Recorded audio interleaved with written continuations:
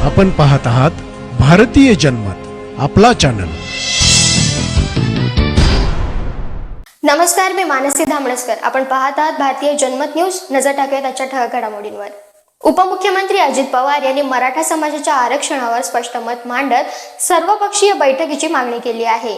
त्यांनी मराठा समाजातील गरीब कुटुंबांसाठी शिक्षण आणि नोकरीत आरक्षणाची आवश्यकता असल्याचं सांगितलं आहे.